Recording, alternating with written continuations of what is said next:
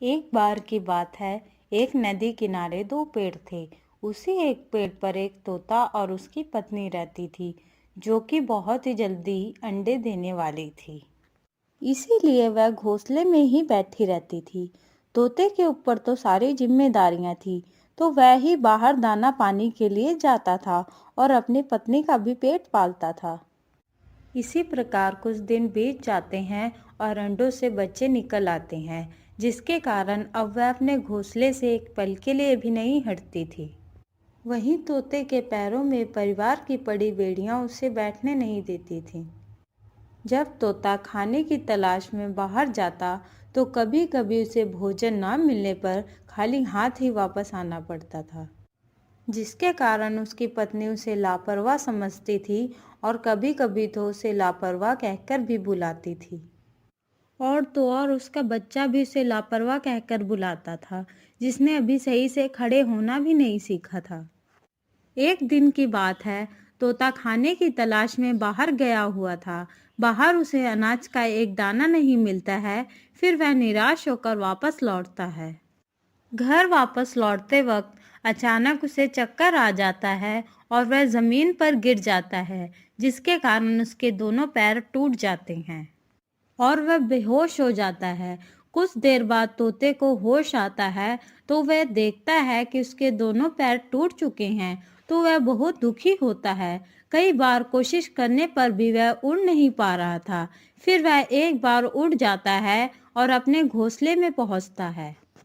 तोते को खाली हाथ देखकर तोते की हालत जाने बिना ही उसकी पत्नी उसे बुरा भला बोलने लगती है। फिर तोता उसे सारी बात बताता है, तो उसकी पत्नी कहती है, क्या तुम्हारे अंदर इतनी भी शक्ति नहीं बची है कि तुम सही से उड़ सको?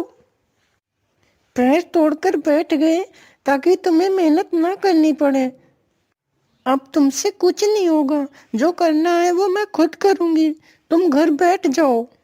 फिर उसकी पत्नी उसे बहुत खरी खोटी सुनाती है। अगले ही दिन मौसम बहुत खराब हो गया, मानो बाढ़ सी आने वाली हो। बादल गरज रहे थे, बिजली चमक रही थी, मानो कोई सैलाब सा आने वाला था। तोते के लाख मना करने के बावजूद भी उसकी पत्नी उसकी एक नहीं सुनती है और तोते से कहती है, तुम मेरी बात सुनो। तुम मुझे अपनी तरह लापरवाह मत बनाओ और बच्चों का ध्यान रखो। मैं जल्दी ही वापस आ जाऊंगी। इतना कहकर उसकी पत्नी उठ जाती है। बेचारा तोता देखता रहता है चुपचाप। फिर थोड़ी ही देर बाद बिजली चमकने लगती है। तोता का घोंसला खुले आसमान के नीचे होने के कारण तोते को और भी ज्यादा चिंता हो रही थी कि अगर कोई तूफान आ गया तो वह अपने बच्चे की कैसे रक्षा करेगा। तोता इतना सोच ही रहा था कि अचानक से तेज बारिश के साथ ओले भी गिरने लगते हैं।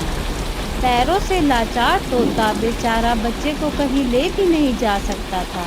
फिर तोते को कोई उपाय नहीं सूझता है, तो वह अपनी चिंता किए बिना अपने पंखों को फैला देता है और बच्चे को पूरी तरह ढक लेता है।